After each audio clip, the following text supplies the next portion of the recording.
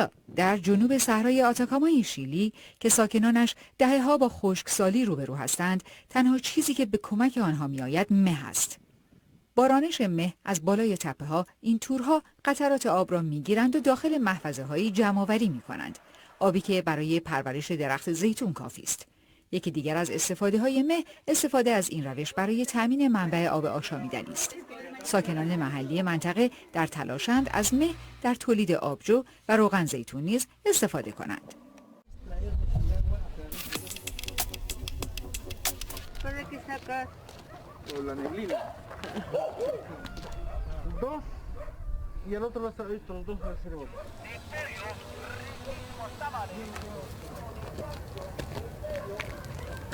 Estas son las microgotas que caen pues allá.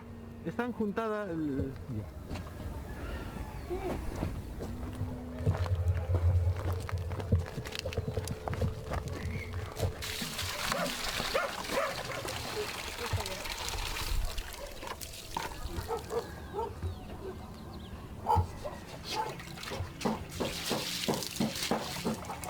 Este es el cambio de gobierno.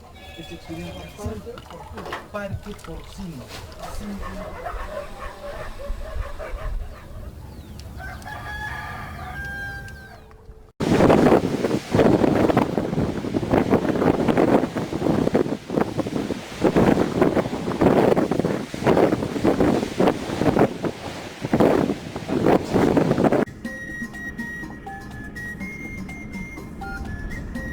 It was the summer and it was hot, and by one of the houses there was a little boy who obviously came for the summer to spend the summer holidays, and he looked at us.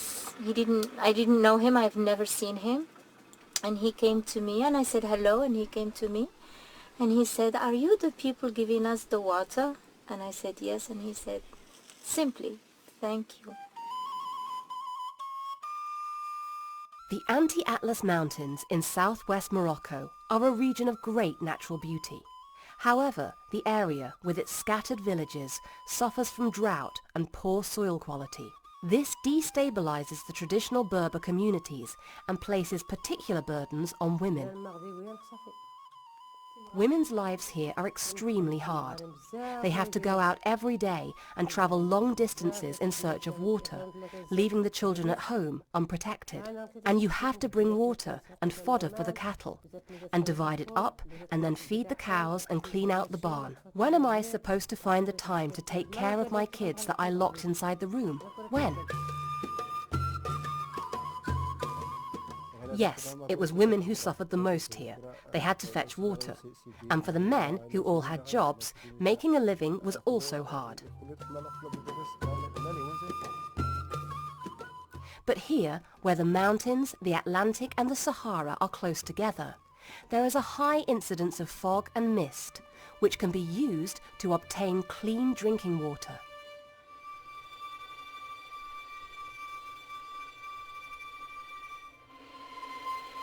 Porque hay algunos indicadores muy buenos para saber si ese lugar es adecuado para... There are some very good indicators for the best site for a project to collect water from fog.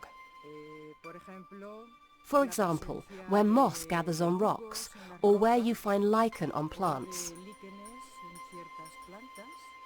The cloud fisher opens up new perspectives for the Berbers.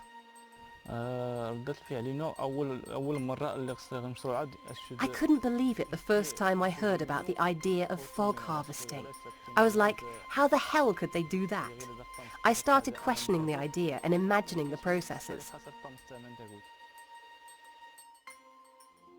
Eta Troutvine and the members of the Darcy Hamad team, including Mohammed and Hussein, installed a total of 31 cloud fisher on Mount Boutmetskida. This is now the world's largest fog collector site, which provides 1,600 people with clean drinking water and has transformed their lives.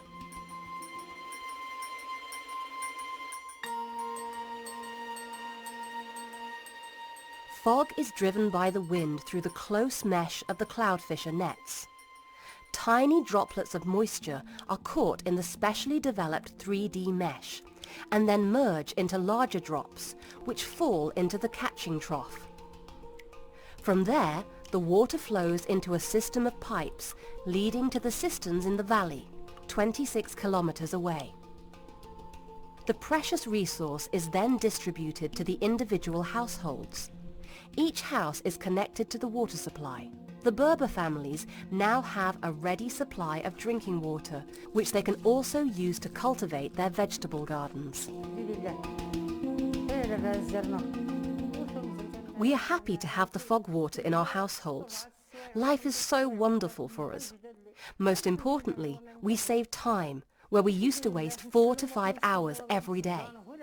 We have water pipes in the kitchen, in the toilet and hall, and we even have a washing machine.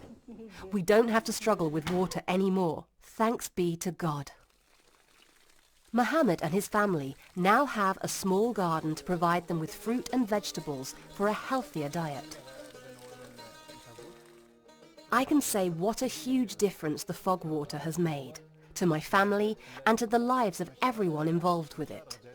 We can use the time we spent looking for water to do other things. Most importantly, I now have time to think about myself and my future.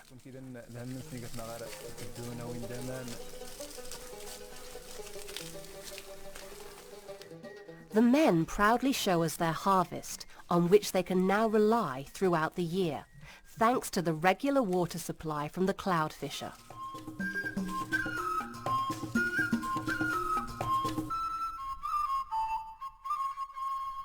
Der Cloudfisher ist ein Beitrag. The cloudfisher is a contribution to combating the climate change-related causes of forced migration.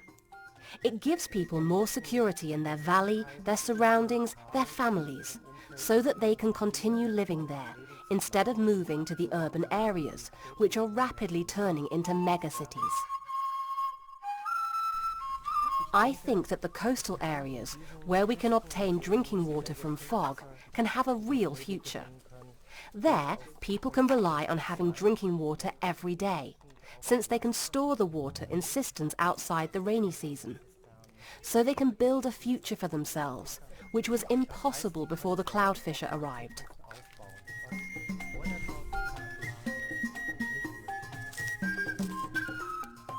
Our partner foundation, Darcy Hamad, has worked with the manufacturer to develop a prepaid charge card system.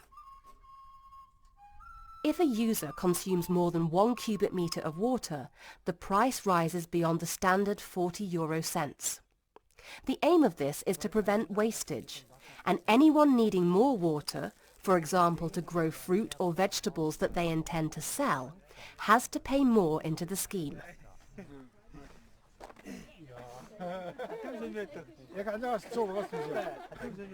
What is vital to me in any cloudfisher project is that I train people to become experts, and that at the end of the project I am superfluous.